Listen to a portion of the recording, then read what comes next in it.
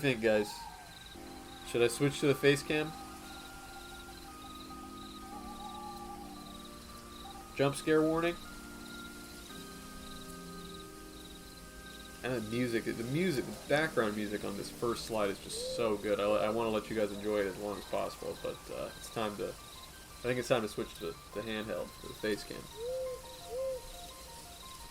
3, 2, 1. Jump scare. Ah! You're just too good to be true. Can't take my eyes off of you. You'd be like heaven to touch. I wanna hold you so much. Ah! What's going on, guys? Holy crap! It's Aunt Moses. How you guys doing, baby? What's happening? Oh, I got a photo of him right here. Look at this guy. This is the flyer that they were handing out at the fucking, at the record store. There you go. BLP kosher, baby. That's him. Look at this fucking mug. Hilarious. And to back it up, and look, he's got the Star of David necklace.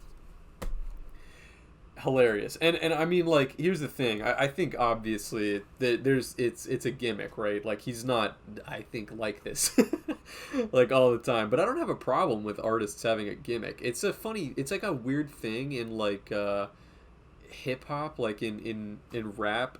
There's this obsession with the idea of like realness. Like, yo, you're not about this shit, homie. You know what I mean? Like, I think a lot of rappers get clowned when people find out that they're like they're not like with the shits in real life, which is kind of funny to me because that's the only music genre that's really like that. You know what I mean? You've got these guys who are like in like metal bands that are like making the scariest music imaginable, like just like outrageous, like fucking horror scary shit. But there's no expectation of these guys to actually be like murderers in real life or anything. It's just like, actually, I think a lot of those like metalhead guys are supposed to be like really nice and like sweet people. So I don't know what it is with this, like with like rappers, that like rappers feel the need, like they need to be like really real. And I think some of them are, but I don't mind. I mean, I don't think this is real. Like, this is a put on. Come on, guy. I don't think this is like, I don't think he's exactly like, you know, walking around like this all the time. Maybe he is. But I don't have a problem with that. I think it's funny. I think it's a great look. And, yeah, you know, I'm a South Florida Jew with like, you know, an interest in like hip hop and like the South Florida scene and like the rappers down here. So yeah, I immediately saw him and I was like, this is a funny ass dude. I really like that somebody like that. And dude, you cannot tell me there's nobody else, and there's no other rapper that is doing it like this. I mean, seriously. It would be funny to have a rapper who was like a stereotypical Jewish man, raps about his hernia investment plans and such. I mean, dude, even fucking I mean, back in the day there was like the rabbi rapper was like Modest Yahoo, or he was more of like a reggae singer, I guess, but Modest Yahoo was like he was like an orthodox, like an actual rabbi, like Orthodox Jew who ended up making music, and he kind of blew up on that. And then he sort of like I don't know what he's doing now, but he kind of like fell off a little bit. Not that I was never like a huge Modest Yahoo fan or anything, but like I think he kind of dropped the gimmick a little bit and tried to make things that was more like, you know, commercially acceptable. And I think it's like, dude, you got, with somebody like Modest Yahoo, it's like, dude, you kind of are your gimmick, my guy. I think you're doing yourself a huge disservice by like being like, you know what, I'm dropping the Jewish thing, I'm gonna do my own. Like, come on, man. You're going to lose people that way. Who knows where he's at now? I have no fucking clue. Maybe he's doing better than ever and I'm just hating, but David Grisman is objectively the best Jewish musician. There's a lot of Jewish musicians, man. I don't know who David Grisman is off the top of my head, but there's a lot of Jews in the creative field. This guy just was funny to me, and this little flyer, I had to take it home with me. I was like, this is just too fucking. I mean, where are you gonna see something like this again? Honestly, whether he blows up and he's the next Drake, or it's a complete flash in the pan and he's just like, his career begins and ends like this year and nobody ever hears from him again. I mean, dude, this is just too fucking. This is like a keepsake. So anyway, what I think I'm gonna do when I hop off the stream is I'm just gonna just small, like on my little, like even I might even just do it on an index card, like this big. You know what I mean? Just a little. I'm gonna do a little painting of him. I know some of you guys know that I used to paint before I was doing the Beetle Moses comics, so I think it'd be fun to get back into that. Okay, I just got a frog in my throat. What should we draw today, guys? You know, I've kind of been going into these last few classes more blind. Like, I don't have a set plan, but I think it's good, like, for a class setting that I come in and I do have a set plan. But I think it's also an important part of the process to show sort of that, like, like, think about something, like creative juices flowing. Oh, here we go. World famous, world renowned Natty the Panda with a Beetle fact. I'm gonna read it out loud, okay? You really thought there would be no Beetle fact, huh? You fool! There isn't a Beetle fact. There is a Beetle showcase. You should look these funky little guys up. A few cool species of tortoise beetles.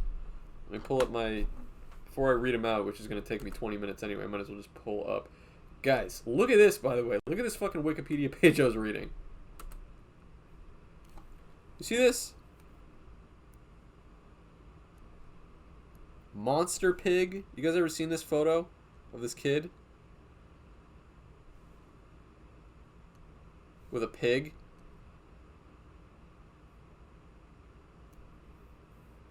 Yeah, we were talking about this on the podcast, so I just still had the window open. Monster Pig was the subject of a controversial 2007 story that initially ran in the news media as a report, and a series of accompanying photographs of an 11-year-old boy shooting a massive feral pig. Look at this fucking thing. Wow. You know when you click zoom on a photo and it just gets smaller? Why the hell? Why even give me the option? Okay. What's going on, guys? Come on. Whoa. Pigzilla. This is what I looked up to find it. Now, I thought this was busted as a hoax. But look, there's multiple angles. You got one angle here. You got another angle here. This is a different photo. Oh, this is the other one. Hogzilla. Jesus Christ, that thing's huge. Oh, this is definitely real. Male hybrid of a wild hog and a domestic pig that was shot and killed by Chris Griffin. Chris Griffin? From Family Guy? Is that him?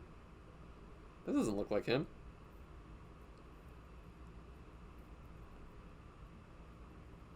He weighed at 800 pounds and was between 6.9 and 8.6 feet long. Why? Wow,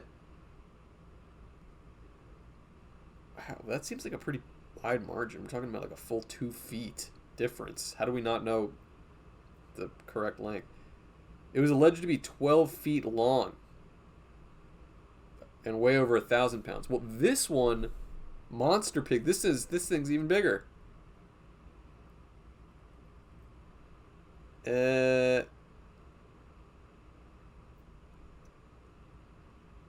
Wow. Well, here's the thing. It's a real pig. But it wasn't a wild hog like they claimed. They bought... Jeez, I cannot believe this is a real fucking pig. It's literally the size of a rhinoceros. But they bought it at they got it at a farm. It was a farm raised pig. They bought it at the farm and took the photo and shot it and took the photo as a publicity stunt. So they lied about part of it, but why even lie? Why not just take the fucking photo of the pig and be like, yo, you could probably make more money with this as an attraction. What are you gonna make? How is shooting the pig? Look, this is real. How is shooting the pig a better idea than just if you're gonna buy the pig, put him in a fucking like like an enclosure and just have people come look and take photos of the thing. You probably charge $20 for admission. You get your money back in a year. And then when the thing finally dies, you've got like a lifetime supply of bacon. Why would you just shoot the guy? Really makes you think. Really makes you think how dumb people are. No business acumen, bro. Oh, sorry. This is what I was going to look up. Sorry, Natty the Panda. I got distracted. I got sidetracked. We were looking up. I'm going to type this in right now. Oh, God. Jesus Christ. Caridotella. Where do you find this crap? Sex. Punctata. What the fuck kind of name is that? Species of beetle. Oh my god. Aww. Oh my god. Oh, dude. This is like one of those, like, if I saw this in the wild, I would be like, yo, I'm keeping this thing. If I saw this, I would literally just look around like this, and I would just like put it in my pocket. I'm taking this thing.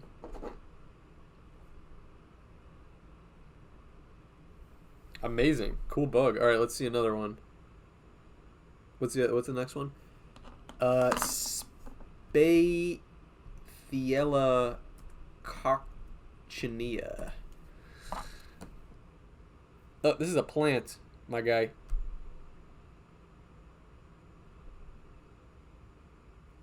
This is a rhubarb plant. Come on, Natty the Panda. What are you doing, bro? You're getting me type in some random shit? I'm following orders here. And let's try this one. Hemis Eroda Cyanetta. Jesus Christ, man. These names. Oh, that's a cool one. Aww. Oh my god, look at his little toes. Look at his feet. Aww. Give him a little... I would pet him. I would take my little finger and I would just want to feel those little golf ball dimples. Like that. Just feel it right over. That'd be another one I would just be like, come here. Come here. Put it in my pocket. Go home later and just be like, looking really closely at it. Very cool bugs. Sorry, I got my chat paused due to scroll. What was everybody saying here? Yeah, good. Yeah, that thing is... Dude, bugs are so cool. I freaking love... Try looking for... What is this? Try looking for Chrysomilady... Milady? What is it? Chrysomilady? Chrysomilady? It really is that. Cassid...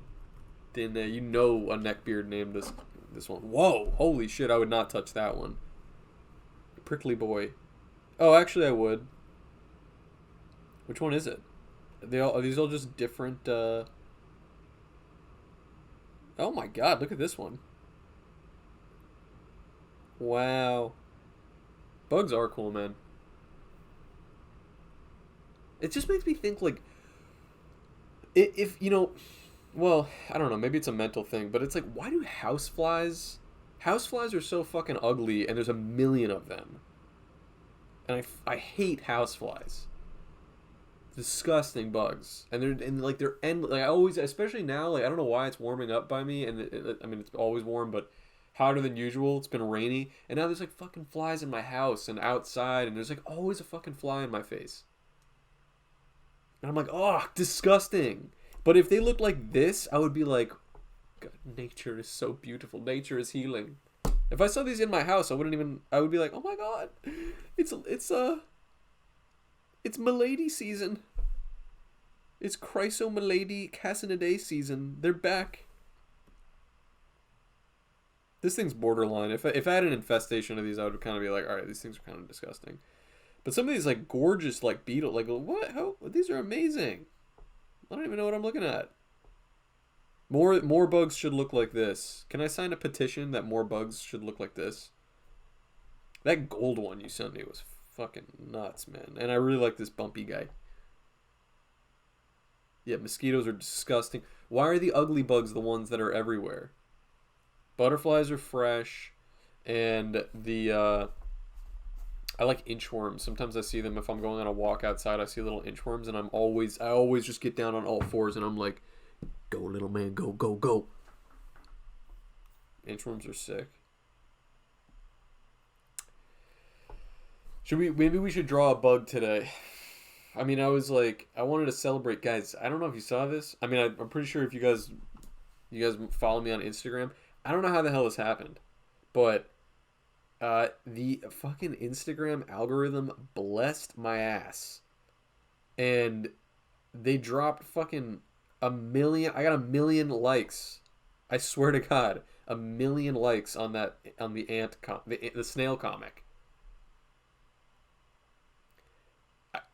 I mean, far and away the most likes I've ever gotten. I don't know what happened with Instagram that like it was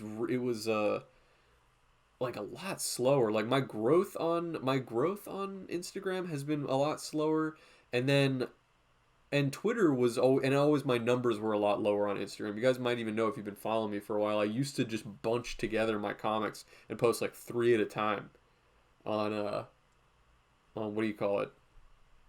On Instagram, because I was like, they would only get like, I don't know, like it just wouldn't do, they wouldn't do as well. I wouldn't get as much traction as I did on Twitter. But the I don't know what changed. Instagram must have seen, it must just be the consistency, because I mean I am posting pretty frequently, and I guess a lot of people are interacting or sharing my comics, which is amazing. I think something like a switch got flipped, and now Instagram has started kind of like promoting my stuff on like I on people's recommended, or I don't even know. I don't know. So yeah, it's been great. Instagram is moving towards focusing on images more than reels again. They're changing the algorithm. They're no longer paying people for the real thing anymore. Good. What the fuck was that about to begin with? I know some people that were, I mean, I know artists, other comic artists that I really like, that were cool, that were just like, well, I gotta start making reels, because it's the only thing that gets attention. But then I would still see them posting reels and not really doing like that crazy. But there are some amazing animation reels. Dude, holy shit, can I shout somebody out? They're not super big, but they are so funny. Following. Wait a minute. Damn, how can I sort? Oh, what the hell is this guy's name? Fuck, I just.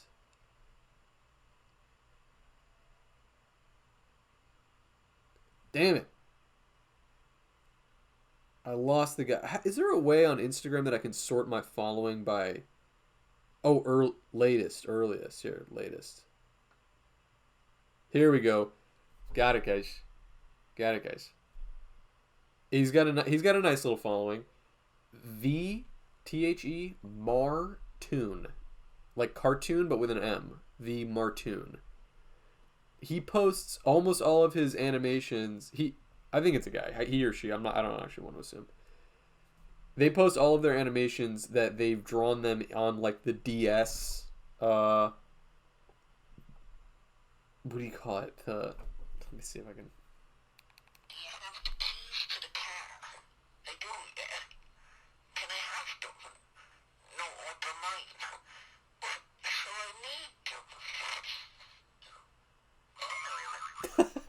I don't know. He just makes these really short cartoons. Yeah, it's here. I'll type it in the chat right now. It's this on Instagram. I don't know where he's at on. I think he's on Twitter too. The Martoon. No, you didn't miss a drawing. We didn't draw anything. I've literally just been chatting the entire time. Do you guys want to draw something like this though? Like I was thinking maybe I would show you guys how to draw these little ant characters because they're kind of a recurring feature of my comics. So I'd love if you guys were able to do fan art of them. That would be pretty fresh. Where the hell did my pen just go? Where's my pen? I was just holding it. Uh-oh.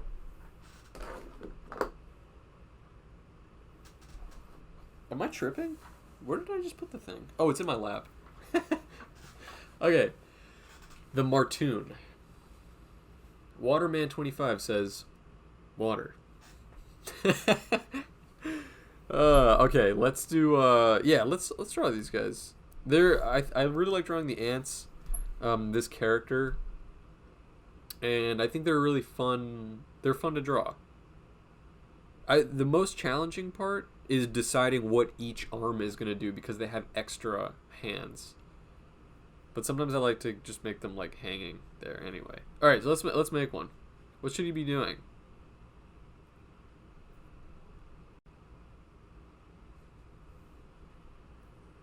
Figuring out where to put the other arms is hard. I mean, usually I just draw, like I honestly will just draw them hanging. One-man band, cooking, smoking. I like both of those. If he's cooking, what would he be cooking? What would he be cooking? What do ants eat? Sugar cubes? I don't know if that would translate. Or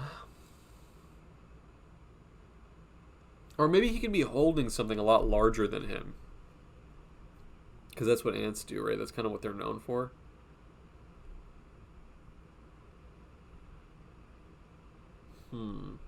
Ants eat other bugs. Make him holding a sandwich.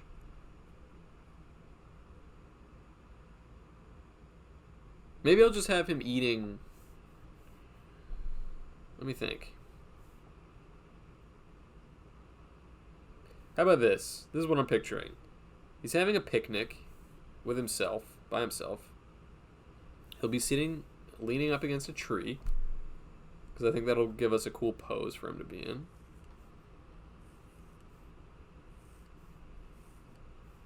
Okay. And then he'll be holding different. He'll have a soda in this hand. Hand will be in this hand will be in a bag of chips. This hand will be holding a sandwich. And then this hand will just be or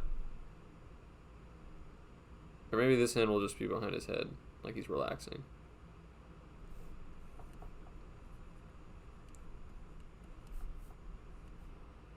What do you guys think of that? And then I'll just put the like a picnic basket next to him here.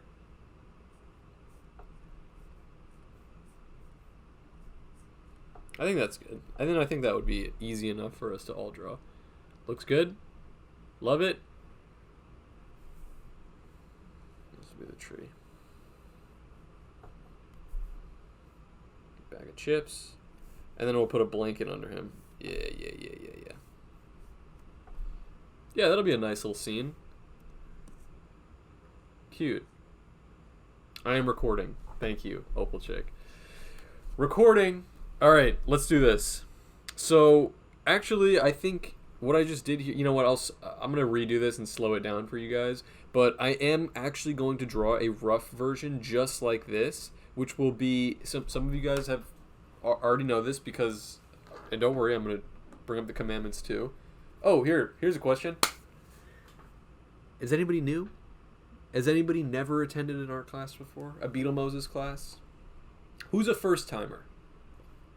I'm new. Welcome. Mint Tea Rose. Welcome. I just saw your tweet. Oh, amazing. First timer, the Joey. Nightjar's been here one time. Eric Laser, first time. Artstream. We out here. Alright, there's a couple things I'm going to show you, but we're going to start with... let me start with the commandments. I got to get those out of the way. So, This is an art stream in that I'm going to be drawing, but I think what makes it a little bit unique from other art streams is that it's a class. Okay, so we're all gonna draw the same thing together. Okay. Hello, Kumarangsa. Welcome. New too. I love art streams. Me too. There is a lot of very cool art streams.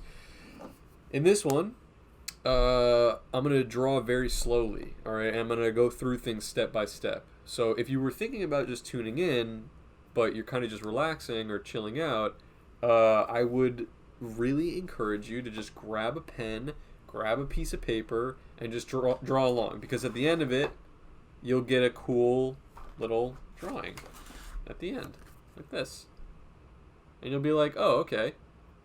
I didn't just have a good time on the stream. I also got a little nifty thing to hang on my wall or whatever, or give to my mom." Somebody said that they gave one of their drawings to their mom. It's so nice.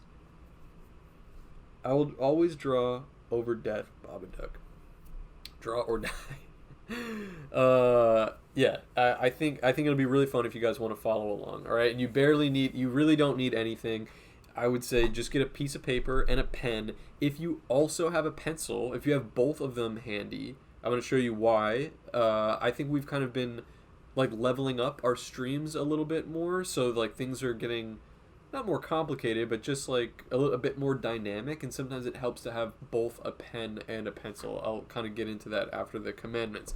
So if you decide that you want to follow along, which I would love if you did, all right, these are the only rules, okay? Number one, don't be too hard on yourself. We're just drawing for fun. It's just for fun. We do have a free Beetle Moses art Discord. If somebody wants to drop that link, it's just you can tell Nightbot. It's just !Discord.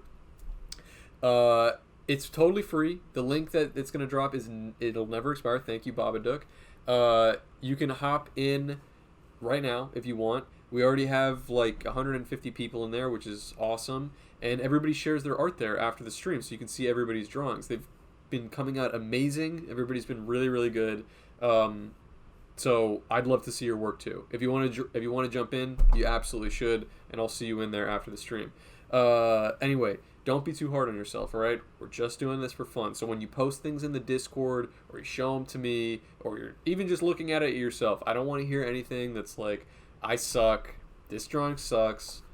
I'm terrible at art. Terrible at life. I should have never drawn it. Next time I'm not going to draw."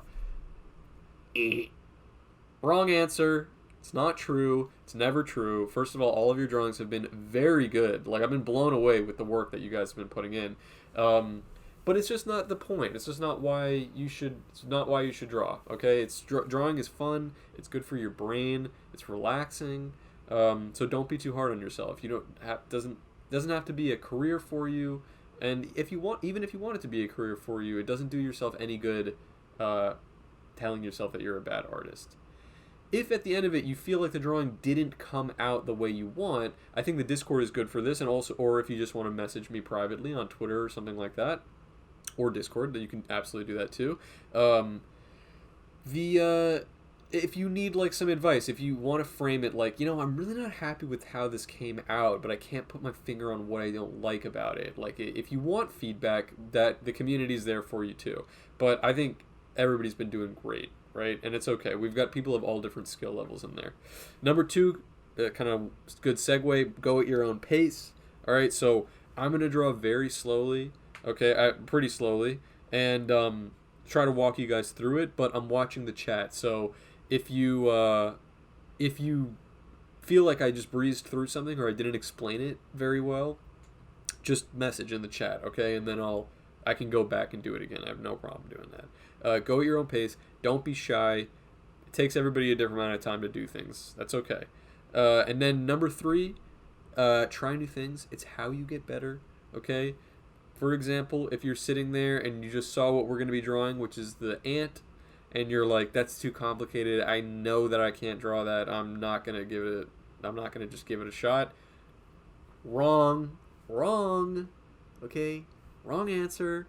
You should absolutely try something new, especially on days that we're not recording, right? If you decide that you want to just be drawing just for fun, if you have an idea that pops into your head, but you're discouraged because you're like, I really don't know if I know how to draw this. Like, I want to draw like a gorilla that's like, I don't know, stealing a sandwich from a corner store, or like eating a wheel of cheese or some random shit. But I've never drawn a gorilla. I've never drawn a sandwich. I've never drawn a wheel of cheese.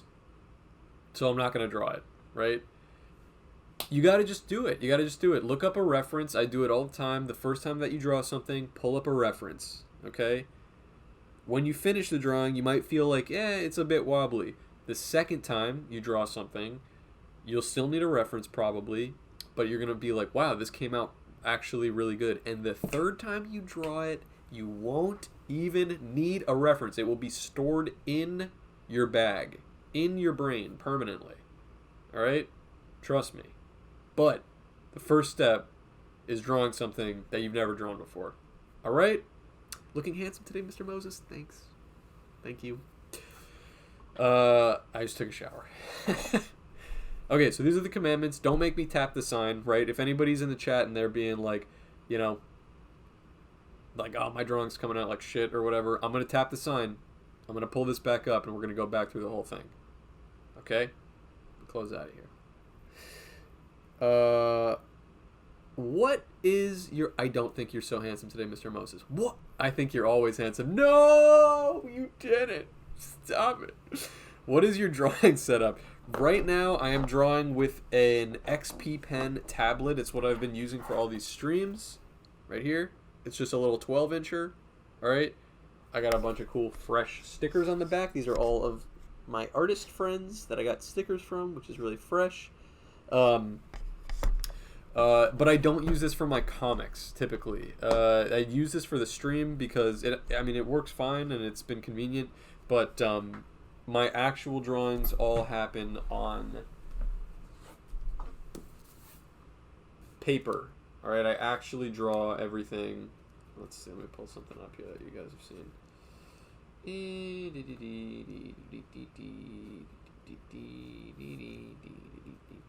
I want to find a good one here. What do we got here? Okay, here's like the soccer comic that I did, for example. Okay, I just draw everything in pen. These are the guys, they're watching the score, they're losing their mind, and then the final score is 0-1. That is the game of soccer. I'm drawing just on a piece of paper.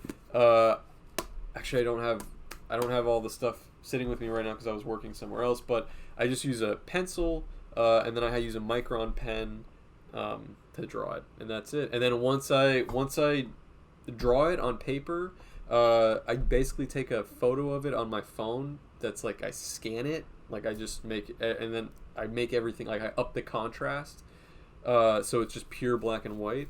Micron, I use a size .005. I don't know if it's the smallest they do, but it's like one of the smallest ones. I started with a .01, and I like worked my way down as my drawings got a bit more like complex. I needed a smaller pen, but I just draw things small anyway. I just like, look, it's like tiny. Here's the eel comic. See that? And then once I scan it, I send it to my iPad and I color it in that way. It's a little bit clunky of a process, but look, dude, I've been doing it for like a year now, so it's just what I'm accustomed to. Anyway, so clean. Thank you. I mean, I don't really feel like my line work is like crazy clean. I just I don't feel like I have that steady of a hand, but drawing small does. I thought this was a peep show. What am I paying for? You're not paying for anything. This is free. Should I show a nip? No, I'm not going to show a nip. So, anyway. Okay, let's see here. I developed early onset carpal tunnel when I was just 15. Your lines are crisp. Dude, I'm sorry to hear that. I mean, I probably need to be taking better care of my hands because I am drawing pretty much every day. And I do get cramps now and again, but I will say part of it is that you guys don't really see this on camera, but I hold my pen really weird. I always forget about that, but this is how I hold my pen when I'm drawing.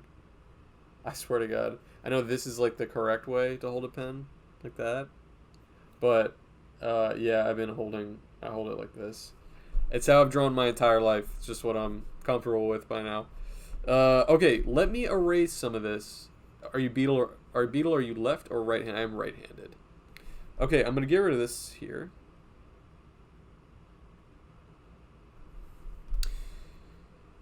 Beetle is out here holding a pen like an actual fucking beetle. I think the worst... Let's see. The worst thing you can do to your hand is play on the Switch handheld mode. Yeah, that sounds pretty bad. How do you deal with the pen head? I find the microns clog up even if I keep them capped. Micron's been really good for me. They end up, if you push too hard on them, I notice that, like, the nib bit of the pen does kind of, like, slide upwards a bit into, like, its casing, and then the lines, that's when you get that, like, scratchy look. That happens inevitably over time, but I find if I'm pressing too hard on the pen, that happens faster. So I try to just draw lightly if I can. I really don't know. I was going through a lot more of them. Like, I still go through them pretty quickly, honestly. But they're good pens. I do like them. Okay, let's see. Okay. So, what I just drew, I'm actually about to draw again, but we're going to go slowly so you can follow along. Now, this is not the actual drawing, okay? If you do have a pencil on hand, or if you want to, or if you're drawing digitally, or if you just want to do it maybe really lightly in pen, that's an option as well. I'm just sketching out. I always do this if I'm drawing a character that's in a complex position, I'm always doing this in pencil first. All right, I am sketching out. Here's the head. All right, eyes, mouth. Don't even really need that. I mean, that's okay, just so you guys can see what I'm doing. Midsection. And a little oval shape for, what do you call this? Thorax. Excuse me. Thorax. And then lines. I'm going to have him having one leg up like that. One leg out like that. Okay. Again, you don't have to do what I'm doing, but this does help me personally. Okay. Let's go. He's gonna have one. Okay, we're gonna have a bag of chips here that he's reaching into. Okay. He's gonna have one hand holding a sandwich here. This is the sandwich.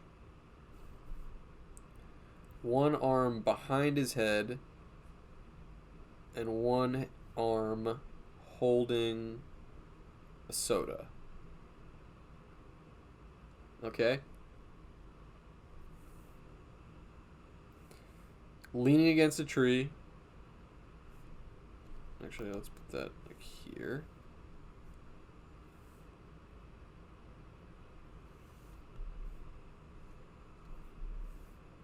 And picnic blanket. Oh, and a picnic basket I'll put right here as well.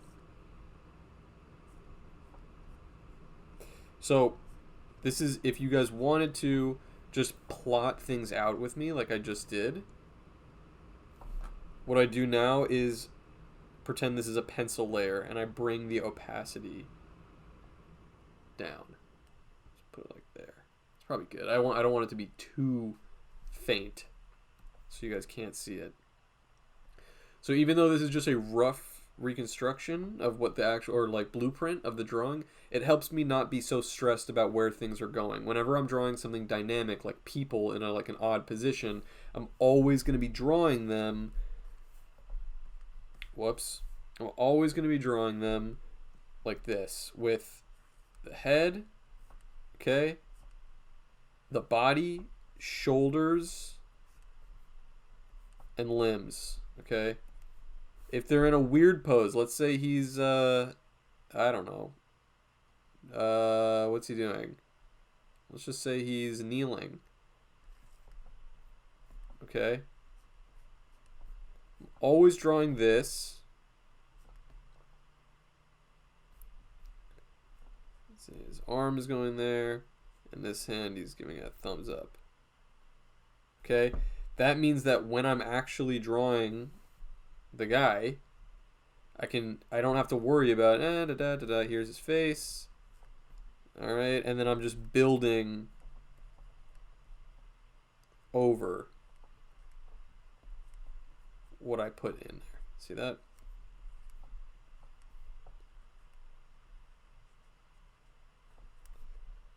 This is not a very good drawing, but that's what I would recommend, okay? Erase, erase, erase, erase, erase. Goodbye, goodbye, goodbye, goodbye. Undo, undo, undo, undo, undo, undo, undo, undo, undo, undo, undo, undo. In this case, I'm drawing an ant. Alright, so I drew it. I actually just did the circle by circle. Okay? Alright, so let's get started. Actually, the first thing we're going to draw is the head. Okay? So let's start with this. I'm going to start with his eye, which I've already pretty much traced here, but it's just a circle. Whoops.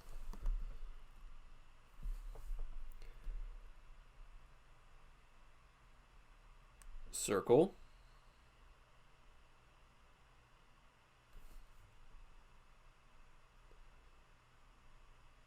Okay. Bring his head around this way. Whoops. It's kind of a rounded rectangle shape. And then stop there.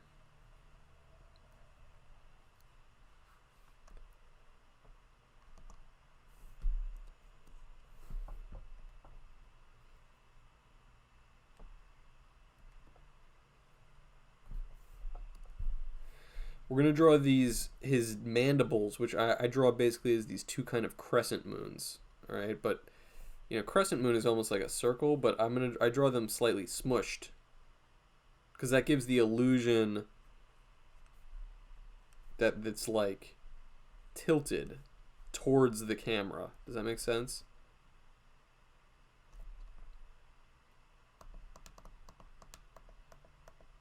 So slightly smushed crescent moon. And I actually like to add a little curve there at the top rather than a point on both sides. Curve at the top.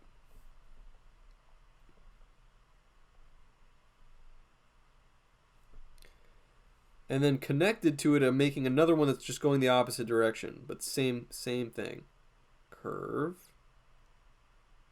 crescent.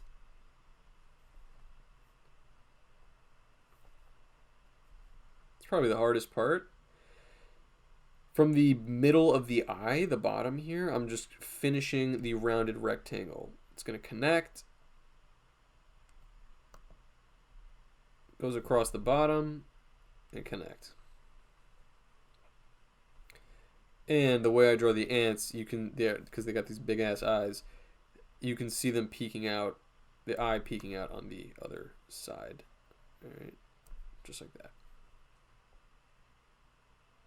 Kind of a little semicircle, just a C.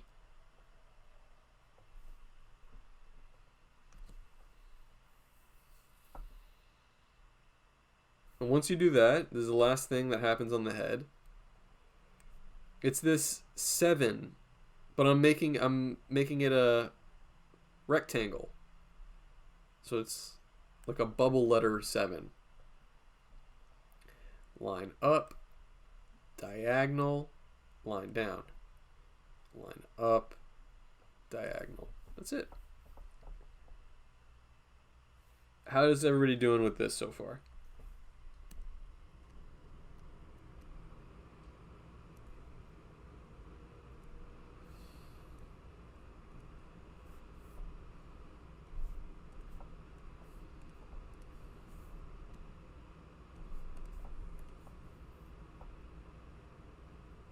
What happened to the mandibles? Good? Pretty good? I'm just coloring some stuff in here because I want to highlight the pieces that we've completed. The nice part about the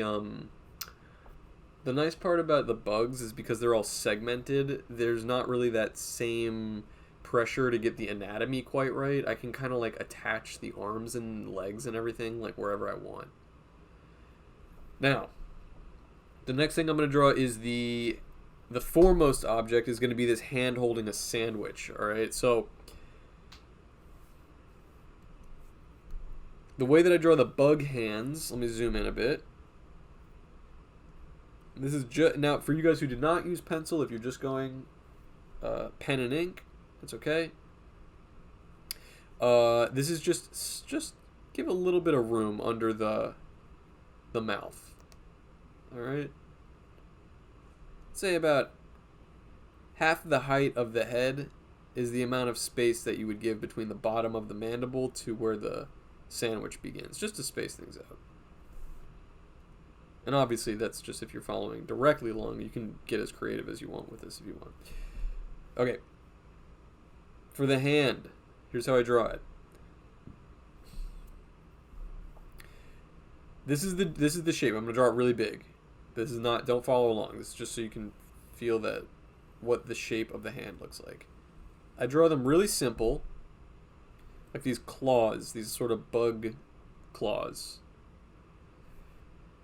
It breaks down into basically just three really simple parts, which is an S curve at the bottom, okay, a shark fin, and a curve at the top.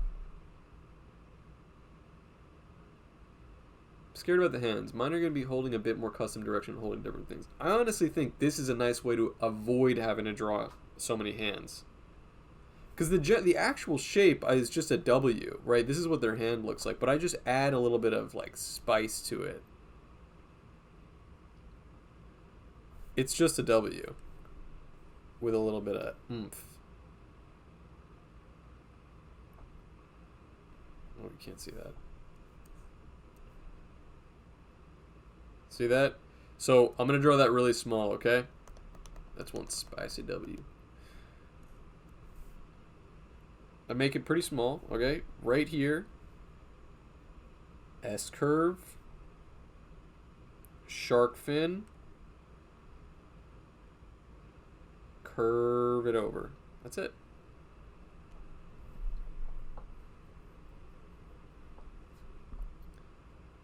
All right.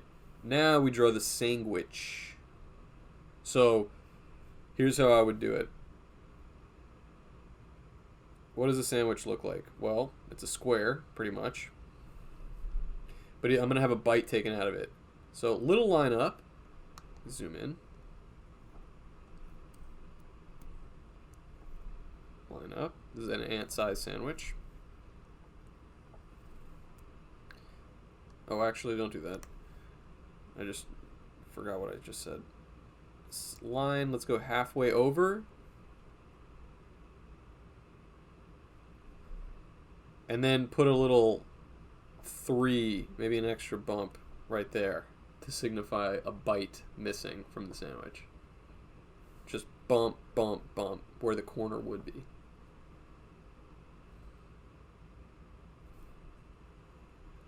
And then let's connect the rest. Square with slight curves at the ends.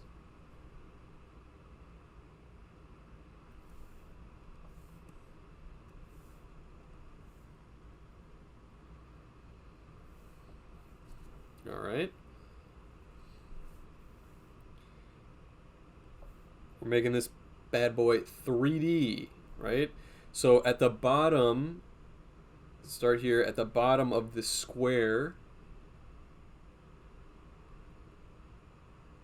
Very, very short diagonal line. And then a straight line going across, which is parallel to this one up top. As you can see, it doesn't have to be perfectly straight, so don't stress too much about it. Don't let the corners touch, right? Curving it. And then up. And then stop. Connect the lines.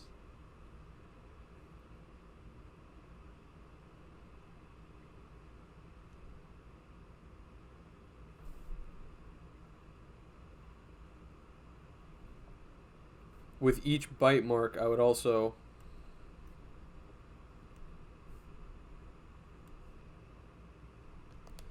how can I explain this? Little diagonal line, curve. Little diagonal, curve. Diagonal, curve.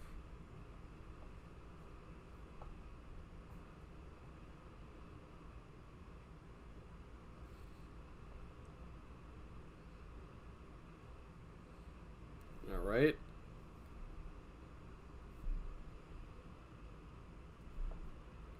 Putting something on the sandwich, which I'm just making a squiggly line, which cuts off at the same part here. All right.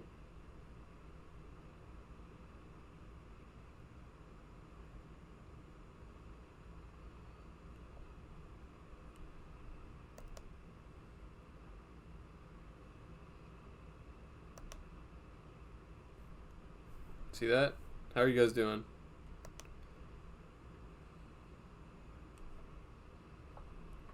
This is like adding a little, we're adding a lot of details like early on, right? We haven't actually drawn the full thing yet, but good.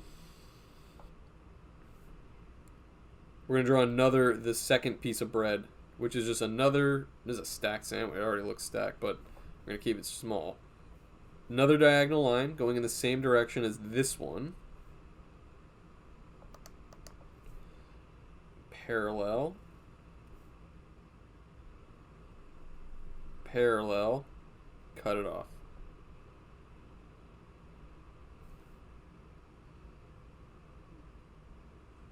And here, same deal. Let's go diagonal. And let's just go bump, bump, bump. That's fine. Gotta feed the dogs, that's no problem. I'm gonna color in this sandwich real quick, okay? And the way I like to color in sandwiches, this part of the bread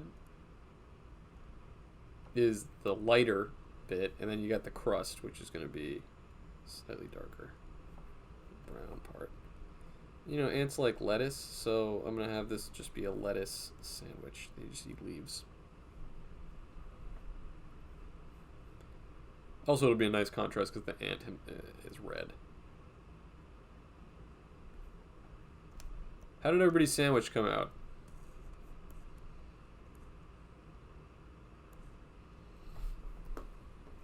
We've already got, like, the pieces of a good drawing. Looks pretty tasty. Sandwichy. The next part is easy, really. I mean, we're just going to draw the arm, which I've already plotted out, but sometimes folded arms like this, or not folded, but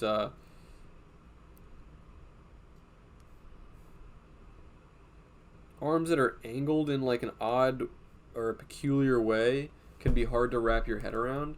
So I'm just going to break this one down real quick. Again, this is a perfect example of something that is made easier by tracing things with a pencil first, or plotting things out with a pencil. Because I don't have to be concerned with, if I didn't have the plot, I'd be more concerned about, like, how is this actually going to connect to the arm, right? I mean, to the body. But since I've already got it plotted out, I'm just adding, like, meat on the skeleton that I've already drawn. So straight line at a curve, and then diagonal back up.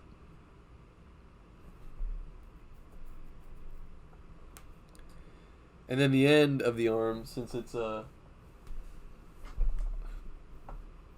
dog is sitting behind me and she is making the most. He's here. She's been doing that thing that dogs do for like 20 minutes where she's just like licking her chops over and over again. Can you please stop? Please.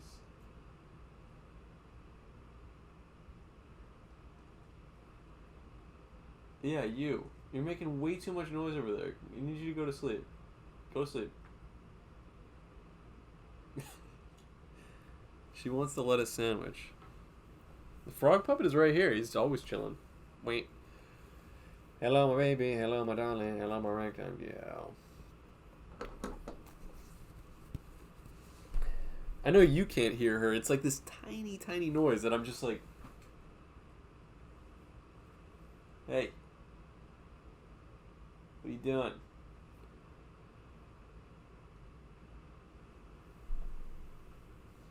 Hey. How you doing?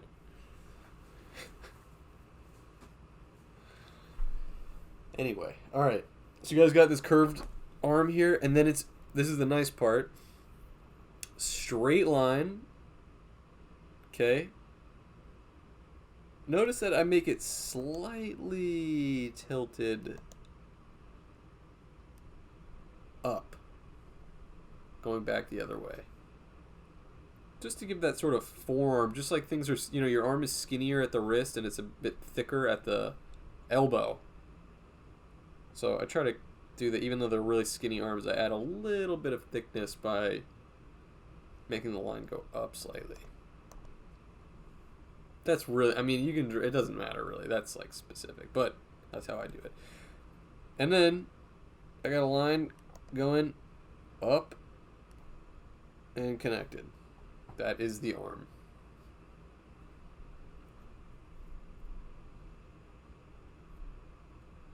Okay.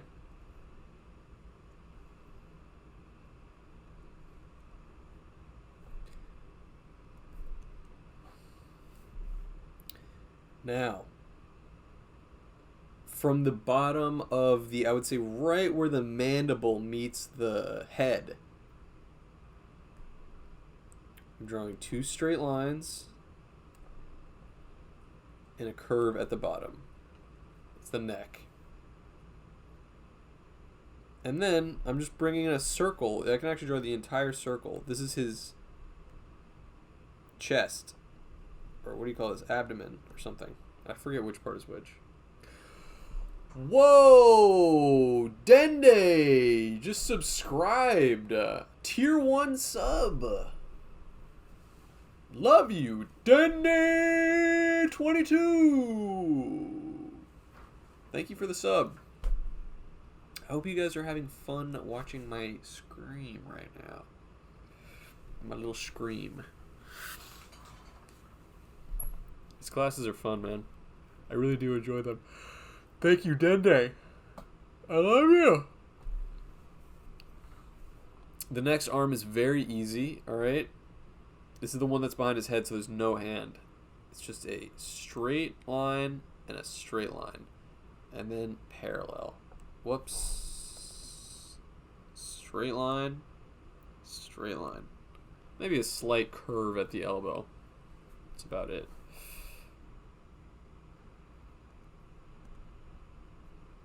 Alright. Fill her in. Bing, bing. Bing. Bing. Okay. I think the next one I'm going to do is the soda arm. Since we're over here already, I might as well. There's another one that I think is... This is a good one to start with the hand. I think we've been doing that. Yeah, we did that with this hand too. Start with the hand, and especially with the ant arms, since the arms are just sticks, they're so easy to draw. It's not so important, you know. We can figure out how to make it work afterwards. But let's start with this. All right. Do you see my dog? She just like moves spots and she's just staring at the camera right now. Can I help you? She's creeping right now.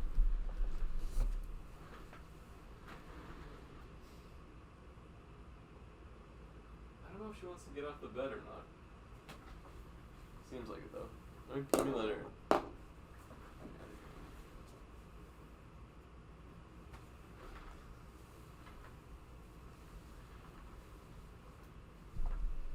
I'm dying. She's too cute. Hang on a sec.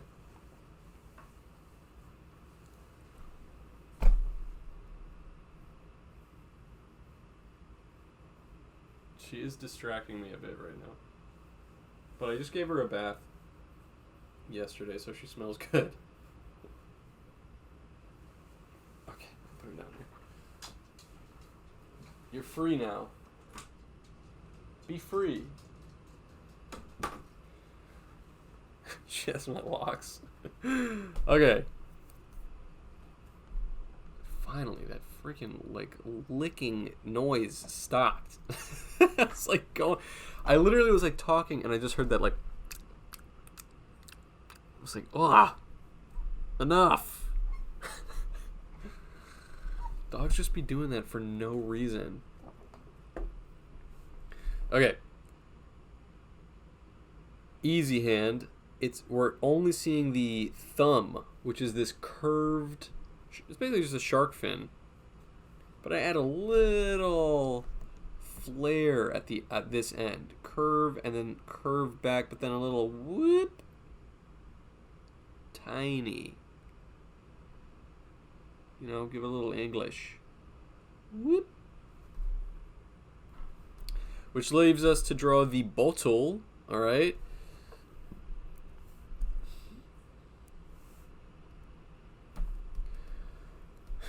Guys, if you've never drawn a beer bottle before, or a wine bottle, they're vaguely the same shape.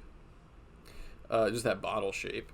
I would say this is a very useful skill to know, because a lot of the times, if I do not know what to do with a character's hand, they're holding a beer bottle, basically.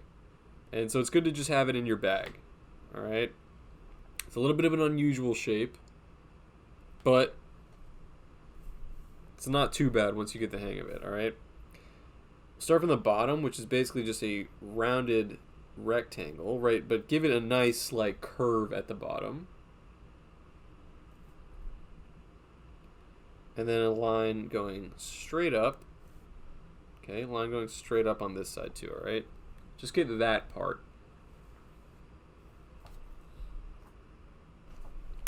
Whoa, sorry guys, just bumped into the microphone.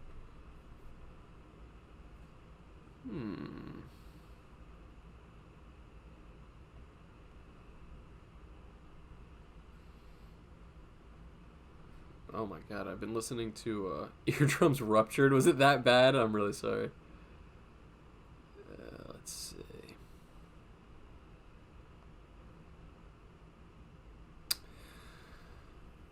Anybody listen to the Cocteau Twins? Does anybody know that band? I was listening to them today, and holy shit, that album is so good.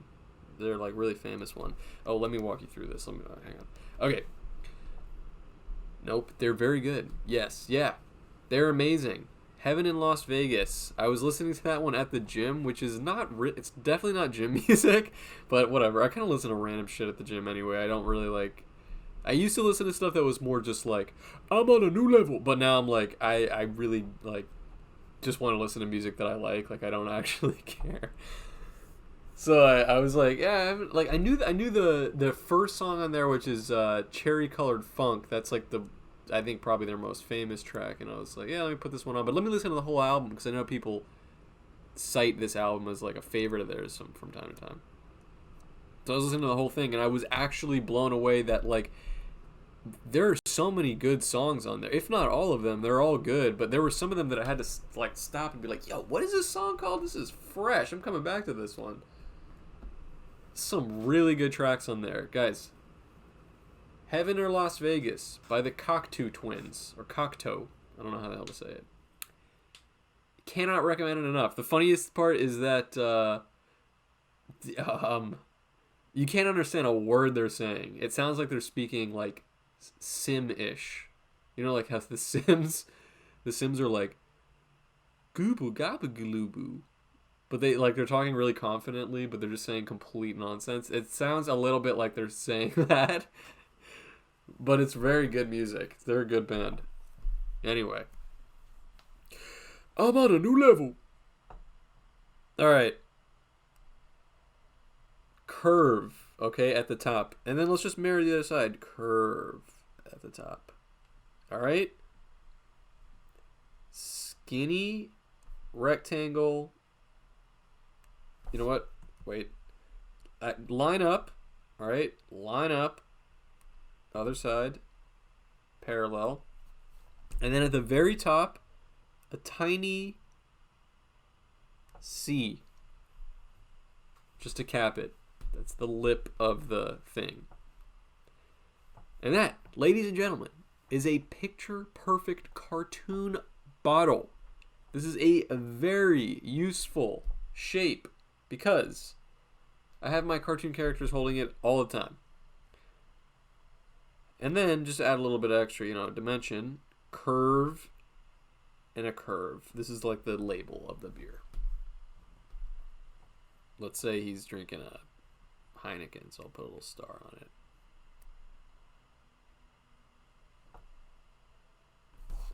Actually, what should he be drinking?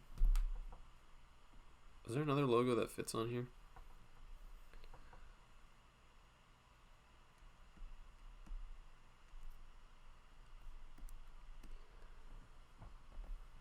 We'll come back to it. Other part of the hand is just, whoa, is just a curve. Bug Light, that is funny. How the hell am I going to make that fit?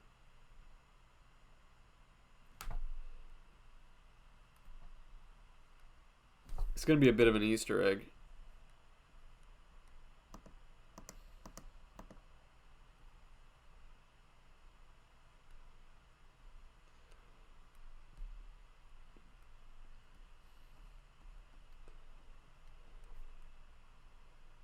It's just that B is covered there. I don't know how to make it fit, but it is funny. Yeah, there you go. Bug Light. Good recommendation. Who said that? Babadook? You're a genius, baby. Genius. Let me fill this bit in. There we go. Bug Light. Okay. So anyway, let's zoom out of here. Look how good our drawing is so far. Okay. We're gonna make. See, actually, I'm gonna make his arm a slightly different shape than the skeleton that I drew here, but that's okay. Just making a. Damn, I keep doing that. V shape.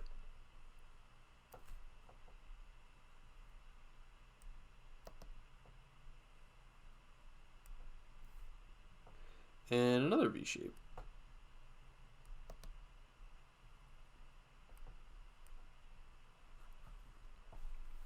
Nice, nice.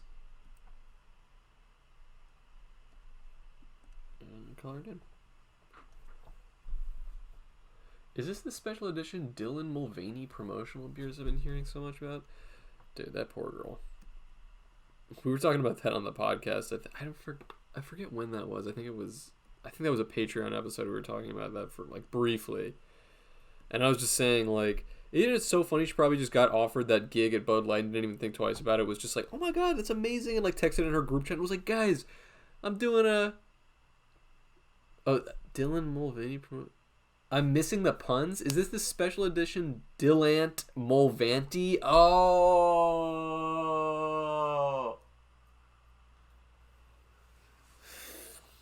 good one. That was good. She's probably just like, oh my god, guys, I got a sponsorship with Bud Light. How crazy that? And they're like, oh my god, it's amazing. Cool. See how I just did this, by the way, guys? And now look at all this bullshit it's dealing with. Let me actually do that again. Just so, because I wasn't walking you through it. It's a curve at the base, alright? And then a line up. And then for this part of the, like the calf part, I have the line overlapping slightly at its highest point. Just a perspective thing that I kind of like to add there. Straight line. And a straight line. There it is. Okay. The foot. It's a bug foot. Alright. In this case, the way I do it is first I add a heel. I was hyper focused on my ant, so I wasn't here for the puns. Dill ant mulvanti. Pretty good. Good pun. Heel, which is just a C. And then the foot itself, I draw like that. Like this bug foot. I don't know what you would call that exactly, but it's 3 shark fins. Shark fin, shark fin, shark fin, and then curve it back and connect.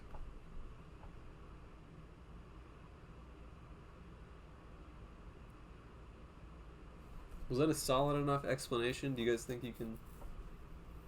Was that good, or do you want me to walk through it a bit slower?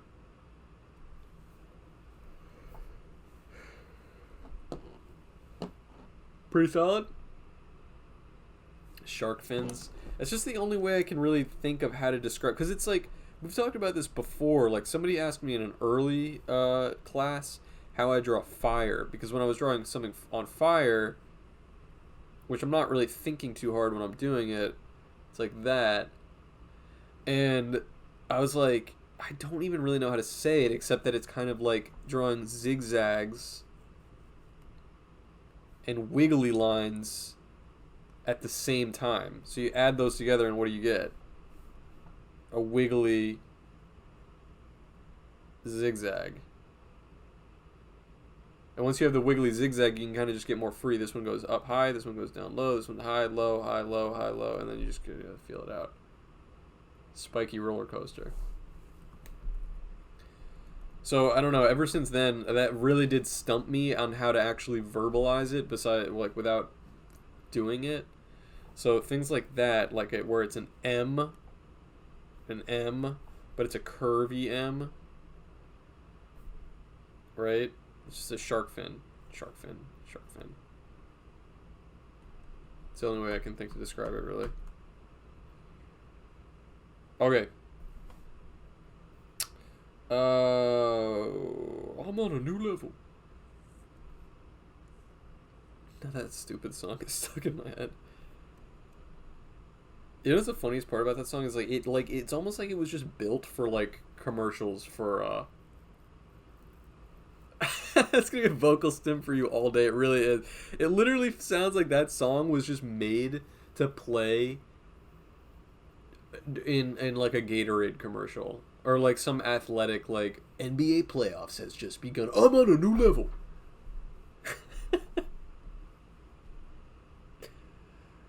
Or we're making an oval here for the body, which is just tucked behind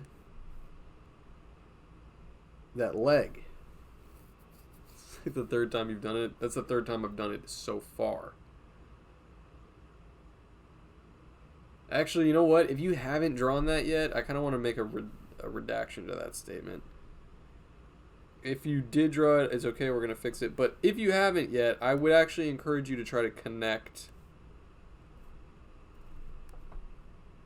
the body. If it's too late, you can absolutely draw a line connecting the way I just made this head connecting to the body. But if possible, I would connect them. Did anybody already draw it the other way?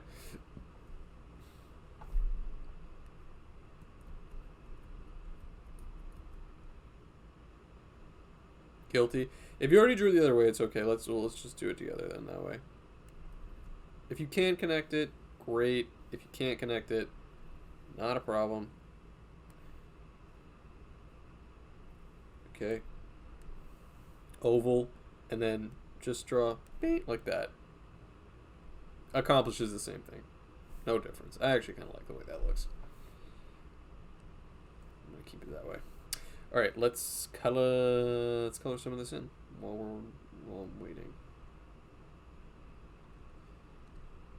Okay.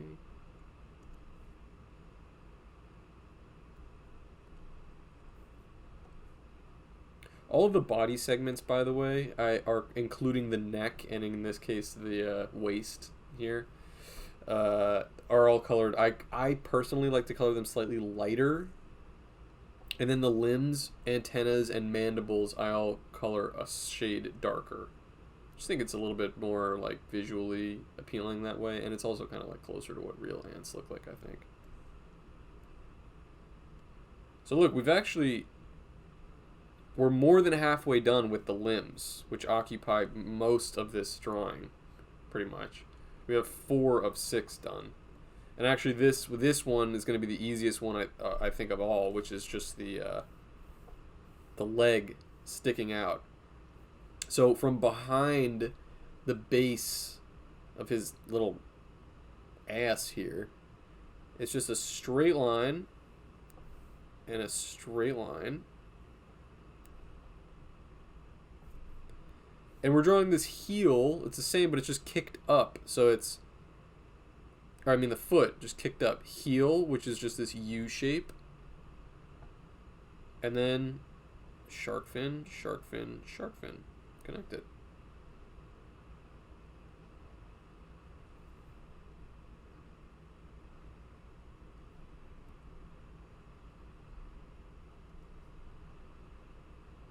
Is that Woody Allen's character Z from the hit movie Ants? I honestly believe that this is superior character design than the design that they used in the movie Ants. Look, that's just me. Maybe I'm biased, but the Ants movie design is kind of an eyesore.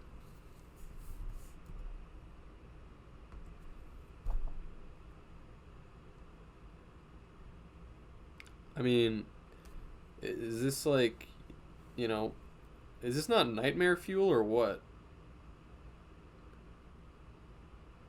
I mean, Bug's Life had a better, design.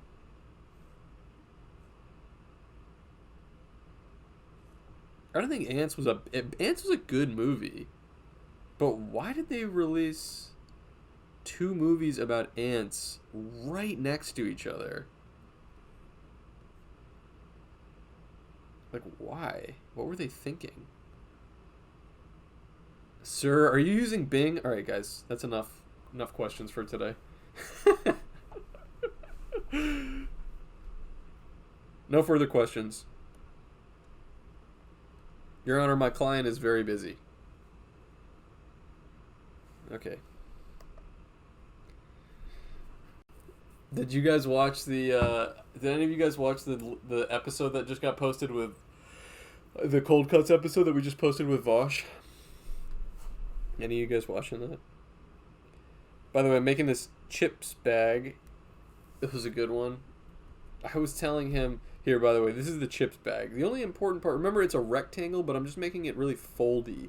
So, diagonal line, another line, and another line, okay? This is the only part that I would say is, like, crucial.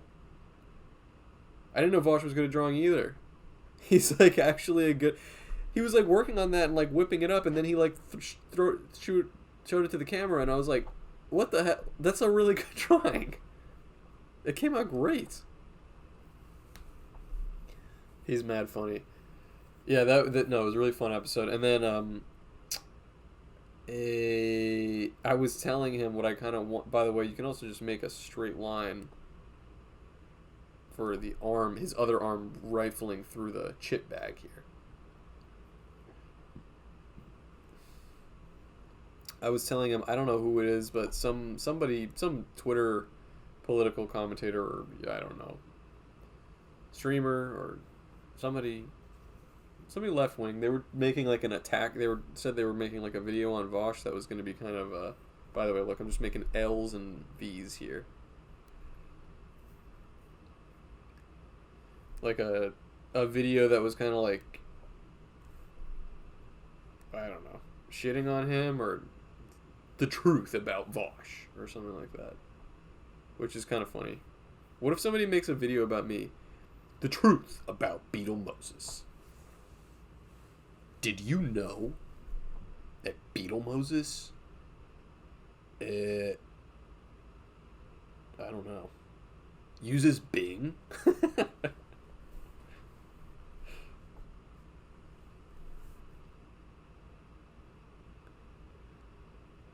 And the worst part is,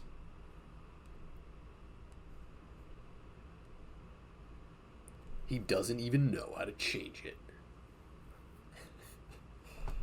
You know, the problem is that Bing is my... I didn't bother to change the thing. My default browser. This art streamer uses what?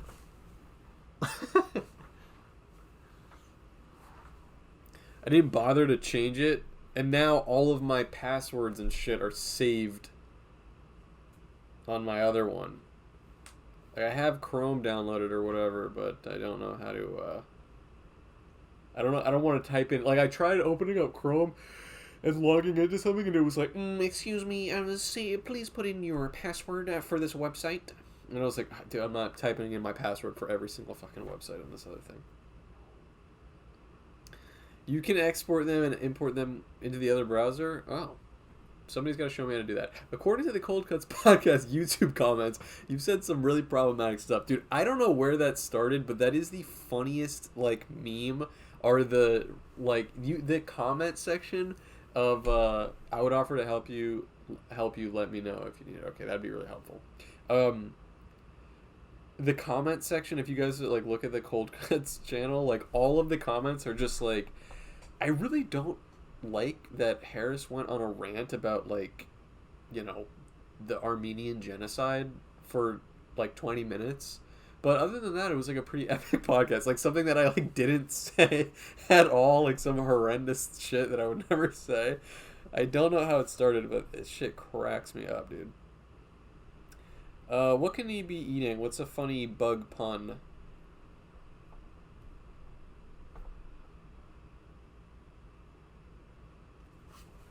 They're all trolling me. What's a funny chip bug pun? I'm trying to decide. Extremely racist and problematic. Other than that, 10 out of 10 episode, guys.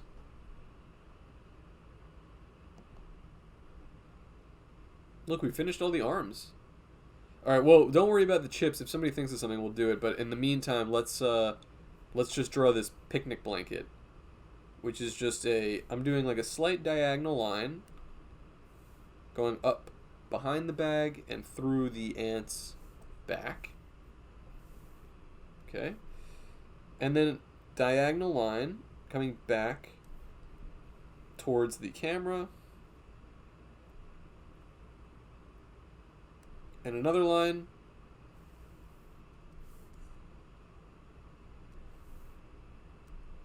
Which is parallel to this line, basically. It's actually tilted slightly up. That's another sort of perspective thing, but not really a huge deal. And coming back around. We're basically just drawing a smushed sort of diamond.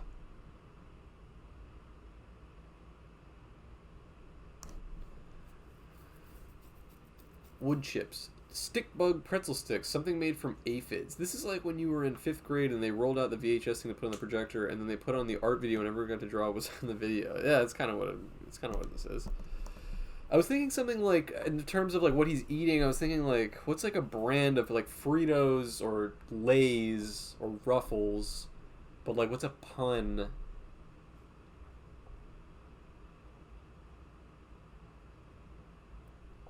On... Whoops.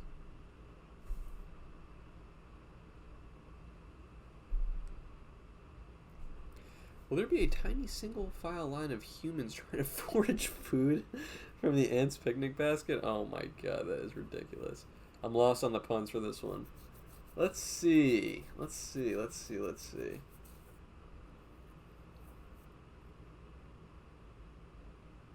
Chip crumbs, crumb snacks.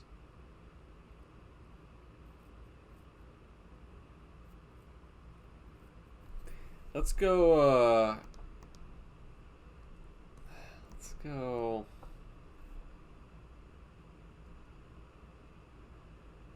Crawlies. Like, I was almost thinking, like, instead of Lays, which is, like... I don't know, it doesn't look good anyway. Fuck. How do I draw the Lays?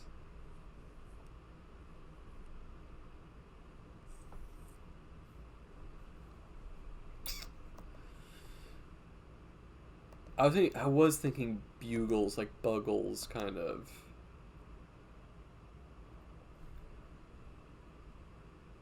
Do we have to slap the rule chart thing if we aren't allowed to say ours doesn't look good? Are you allowed to say that? No, you're not allowed to say that.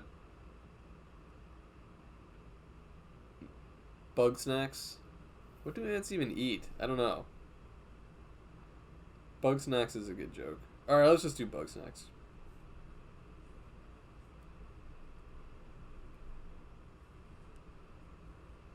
Bug.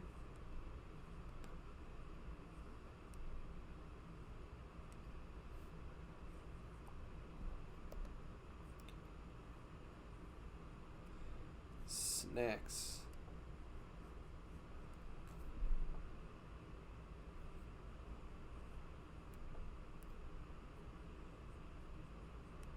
There we go.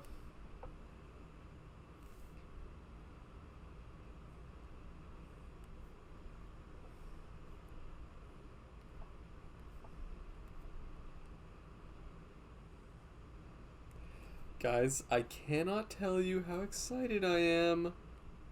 The Miami Heat, ladies and gentlemen, your Miami Heat are playing basketball tonight. That is partly why we are doing an early stream.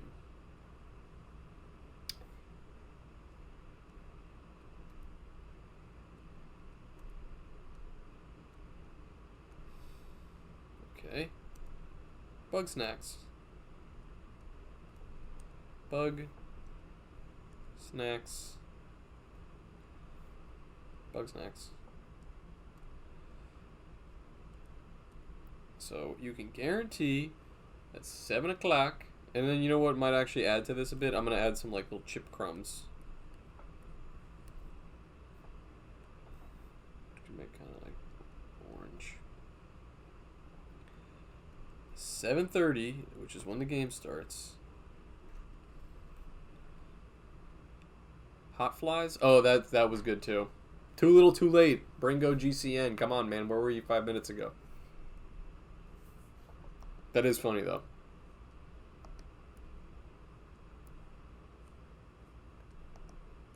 Bug snacks. Guys, if you have not done this yet, I highly encourage you to write bug snacks. I mean, not bug snacks. Hot flies. That's way funnier. Not way funnier. Both of them are funny, but I do like hot flies. Alright, let's draw... Oh, Doritos. Where the hell were you guys 5 minutes ago? That's really good, too. Those are both funny. Where was everybody? I needed your help when the world needed you most. You vanished. I guarantee I'm gonna be like in the shower later or something, or like chilling and watching the basketball game, and I'm gonna be like, like the most perfect pun is gonna come to me. I'm gonna be like, damn it. But I'll text in the Discord when that happens. All right. This is the picnic basket. All right. Look where I'm. Oh, you know what? Let me zoom in and move it over.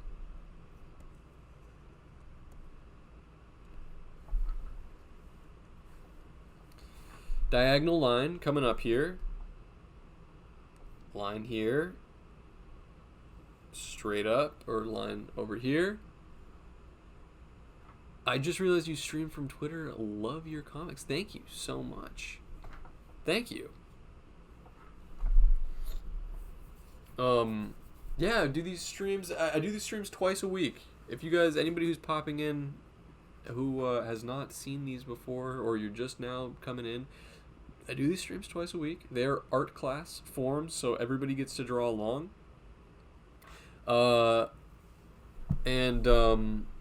Yeah, I mean, even though I've been a little bit loosey-goose with the schedule recently, we're normally running them at Mondays and Wednesdays, 8 p.m. I've been running them earlier recently, and part of that is because I don't know, my schedule gets a bit muddled. I just have like a lot of stuff going on, honestly. Like between the cuz we also record the podcast and then between that and my just like drawing, like the other work that I need to do. Why isn't he drinking a Fanta? Oh, that would have been good. But I like Bug Light too. Both of them are very good.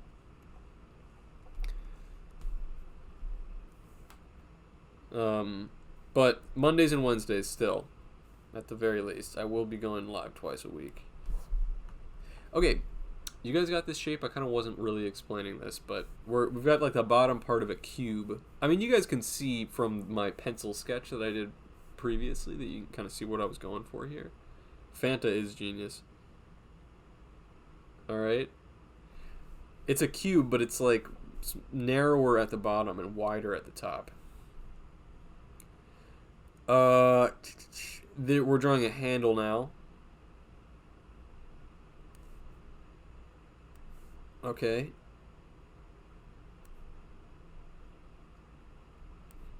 Just like that.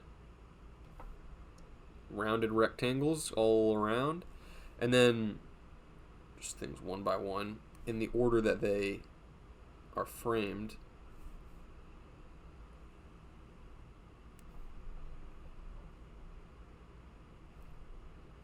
You know what's something, this is so specific, and it's really not even a good piece of art advice, but it just popped into my head when it happened, so I'm going to kind of like maybe try to let you guys in on maybe, I don't know if this is something that affects my drawings. Maybe it will affect your drawings, but I have this weird, call it OCD, I don't know what it is, this thing. When I am drawing, if there's two different objects that are next to each other or overlapping in some way, I do not like when my lines, when they intersect, like right here. So, right now, when I was drawing this, and it just so happened that it came around and just like this, even though this is the correct placement of where where things should be, something about this feels not right to me. So, with that in mind, I'm going to adjust slightly and bring everything up a hair. So now there is space. I don't know if there's an actual, like, rule of thumb with that. I mean, it's kind of silly, but I think the more that you can make things exist really, if you're drawing something and there's multiple objects in front of each other, let me see if I can, like, what's like an example here? One of my old drawings. Let me see where this exists. It's like damn near impossible for me to even think of an example of how to say this exactly, but if you can make things exist completely, like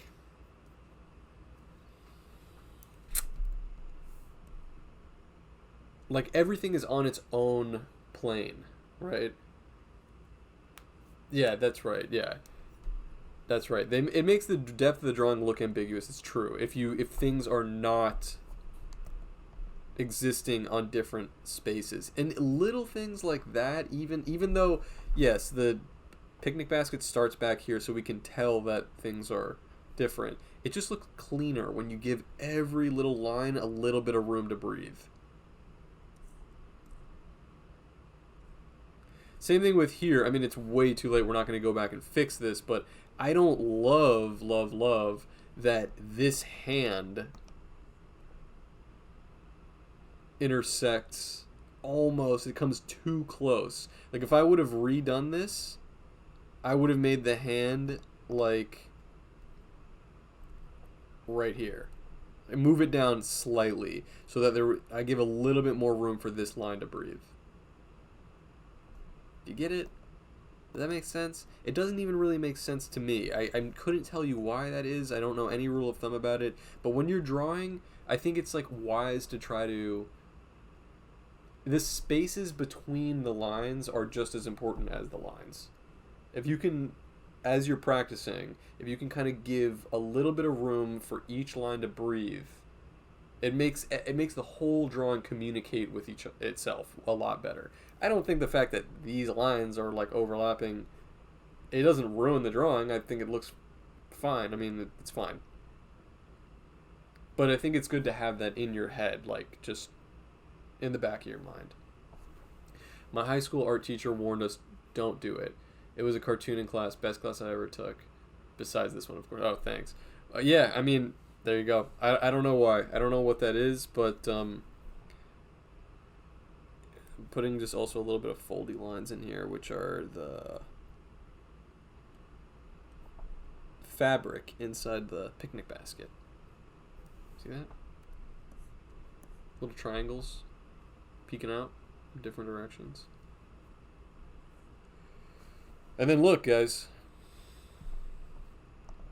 All we got left is the tree, which is what I'm going to draw right now. The root, which is just a little lip, like a curve, comes up, and then a straight line going up. Straight enough. Straight line, line. Like, see, even here, I like tried to position the tree in a way where each of the individual lines is still given enough room to breathe. Like, it would have been way too busy if even this was like an inch over. Like, I'm gonna redo this bit. I'm gonna do this in a way that I think would not look very good. Putting the tree here, where there's a lot more lines that intersect. To see what I mean? This doesn't look so hot. This doesn't look so hot. This doesn't look so hot. And the only difference, I have no idea why, is just moving everything over like a quarter of an inch.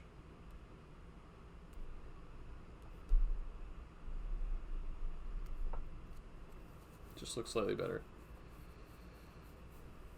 Guys, weird request, but what would a slur be for termites in society? I have no idea. Okay. I'm drawing just top of the tree, some leaves hanging down, kind of adds a little bit of a peacefulness for the drawing here. And then I also like to draw, like, just add some texture to the bark.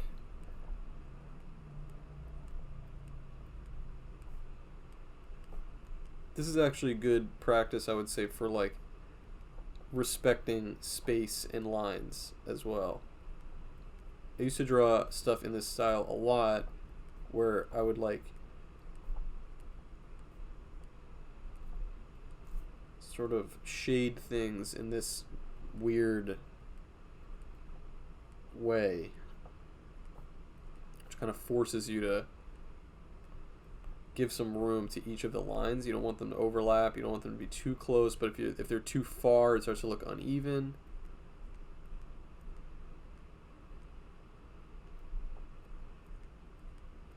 And it's relaxing. It's peaceful. Sometimes the parts of an art piece that at a glance seem like the most tedious are actually the most fun, because you can kind of turn your brain off while you're doing it. It's kind of why I've started to enjoy coloring my work a lot more than I used to, because it doesn't really require as much attention. I can kind of, I mean, it still does if there's something like complicated, but a lot of times it's just like, you know, making the negative space of the drawing looks nice, gives it that extra oomph. It's true. Okay.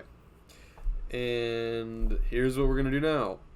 Erase the pencil. So we're left with just the drawing. And I'm going to color this in.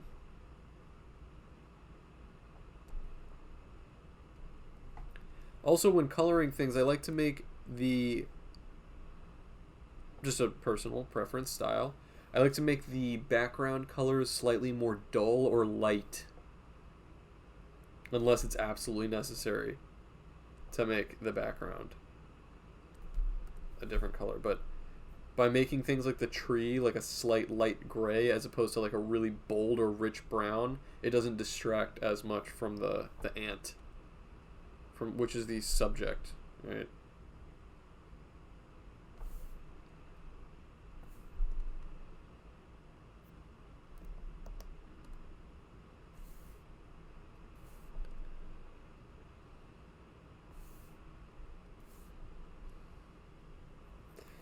Okay.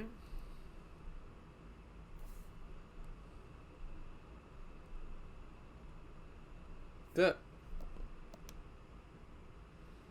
All right. And then let's see. I think I'm actually gonna make things more complicated for myself than is necessary. And I'm going to make a really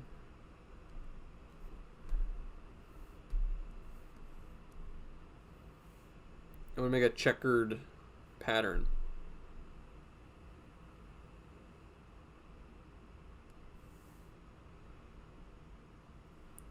Which is just diagonal lines.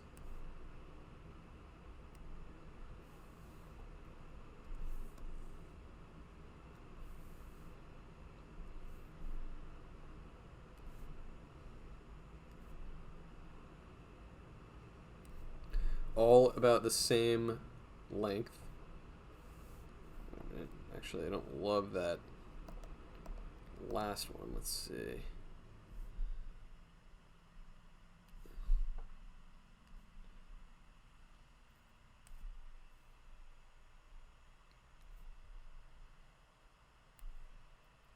Okay. And diagonal lines going the other way.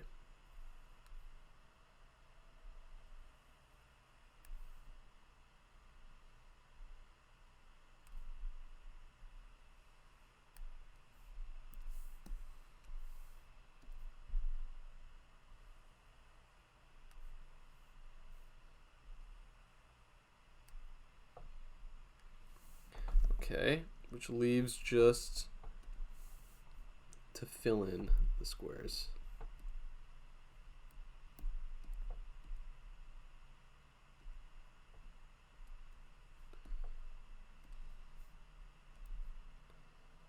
There you go.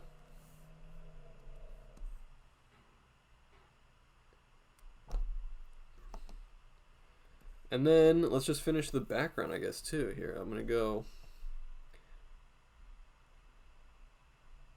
make it kind of a hill.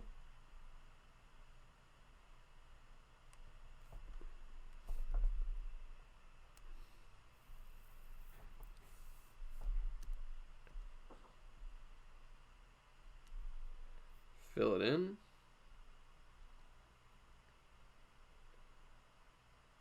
Okay. Whoa, not connected. It's right there. Beautiful. Beautiful. Oh, almost missed a spot. Wank, right there. What do you think of that? All right, the color of the sky. Now, I use this when I'm coloring in Procreate. I do this trick, which I don't really know how to do in this one. Actually, let's see why don't we try to figure it out together? You know what? I bet I could figure it out. I do this trick when I want like a gradient where I'm drawing on a different layer. This is just if you guys are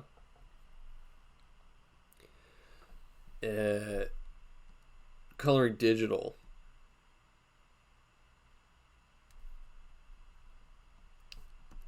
I do this trick where, oh, hang on a sec. Let me actually Forgot to fill that bit in. Do do do do do do do do. It's actually, I think, too bold of a. Slightly different. I love this best teacher. I learned so much today, especially about the arm placement. Oh, thank you. Thank you. I'm glad you liked it. I'm gonna use this. I use this thing, the spray. How big is my brush? Let's make this bigger.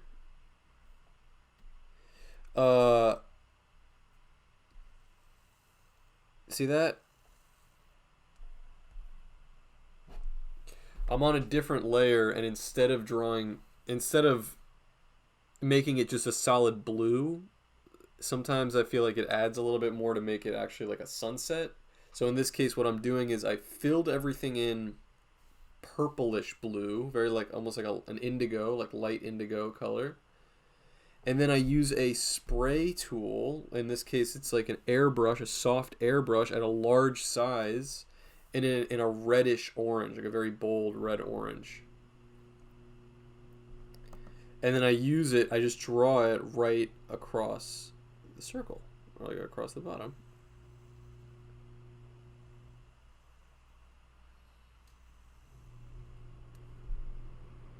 And now it looks like it's like sunset, and he's chilling. See that?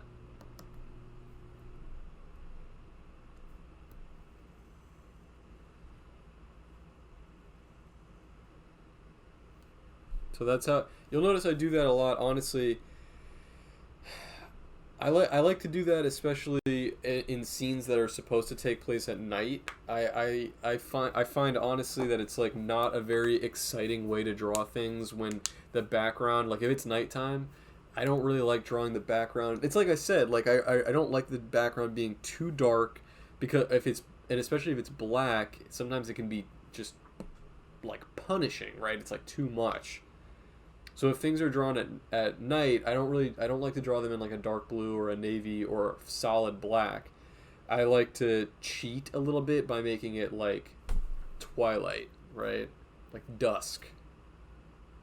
Rather than it being like late night, unless it's really necessary. I like to make it this sort of light purpley color and add the orange on the bottom. And also it just looks prettier than just like like if this was just filled in solid. Like look, I can add another layer so you can see what this looks like.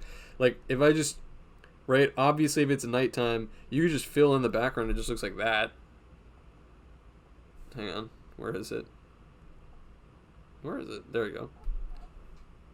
It doesn't look terrible. But I just don't think it's as, like, I don't think it tells a story, and I don't think it's just as, like, pretty. You know what I mean? It's options. Whatever you prefer. And then let's go back up here, and I'm just going to add a little bit more, I'm going to add some shading on him.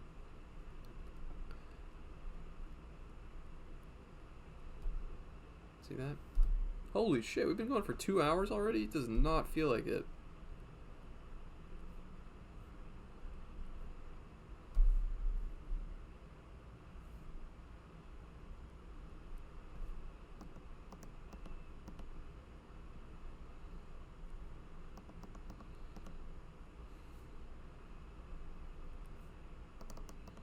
Yeah. There we go. Was good, gang. Team Alpar. Ugh. How did everybody's drawings come out? Let's see. We learned the rules of depth today. Def rewatch the VOD upload. Yes. This one has been recorded. I'm going to upload this one and the Monday class. Those are going to be uploaded before the end of the week. This was a fun one, guys. I hope you guys enjoyed drawing this one. I know it was a little bit like this one took us for the full 2 hours basically. But I really did have a good time. Guys, if you have not joined the Beetle Moses Discord, if somebody wants to drop that link in the chat, you should absolutely hop in there. It is totally 100% free. That's where everybody's going to be posting their drawings, hopefully, after the class, where you can see it. That's where I will also see it as well. I'm really excited to see what you guys cooked up. This was a really fun one. I love drawing these characters. I know these are sort of becoming something of a mainstay in my comics, like these bug characters. So yeah, I hope you guys had fun drawing them, and if you ever wanted to do, whoa, oh my god, can you believe it? Yowlitz, that's my guy. Just gifted 5 tier 1 subs to Veneroso for the win, Team Alpar, Zero NV, Elifast, shout out Elifast, and Pasado. Good shit. Yo, thank you guys. Thank you guys all for watching. Thank you Yowlitz for helping me out. Yo, you got Elifast, baby, dude. Elifast takeover is imminent. I don't know if you guys follow him on Twitter. That dude's fucking, that kid's a G. He's a #1 wizard poster all over the world on Twitter. All right? That's my boy. Look, Yowlitz, thank you so much. You were the fucking best, man. If you please join that Discord channel. If you want to find just another, well, also this video, if you just tuned in a little bit late and you missed it, that's okay, because I upload them to the Beetle Moses YouTube channel, which is it's at the top of my page. But here, I'll drop the link. Where the hell is my mouse? There it is. All right, that's the YouTube link right there. It's just youtube.com/@BeetleMoses. These classes are so fun. We're gonna run it back again on Monday. We'll be back, and if you want to follow me, if you've been watching and you don't follow me yet here on Twitch, I would really appreciate a follow, because then you'll get a notification when I go live, which is sick. That way, even if you're not on Twitter, you miss my posting about like advertising it, you'll see that I go live anyway, and you can come through and you won't miss one. And of course, I have to plug the Patreon for Cold Cuts. If you want to hop in there as well and just support me, I'm able to do this right now full time. I'm still kind of like piecing together my life as a full-time artist, and it's just thanks to people like you guys who help me out. So Patreon, you get a whole bunch of, I mean, dude, I know I'm biased, but holy shit, it is such a good fucking community over there. Everybody, so a lot of you guys in this chat are members of that Patreon. You get early access to Beetle Moses comics, early access to Yellow Swag Studio comics, access to the Patreon, the Cold Cuts Discord, which is freaking based. Everybody in there is so funny and cool, and we've been doing Jackbox all the time, Gardic Phone, drawing games. The voice chat is always popping off. There's just people in there. And then at certain tiers in that Patreon, you also get mail-in benefits, right? You get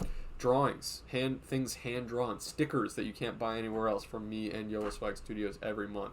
So if you want to hop in there, we have a ton of bonus episodes of the podcast too. Like, I want to say almost like 50 bonus episodes on there too. So that's all for today. I love you guys. I will see you on Twitter. I will see you on Instagram. I will see you in the Discord. And then I'll see you again on Monday. I love you. Bye-bye. Bye-bye.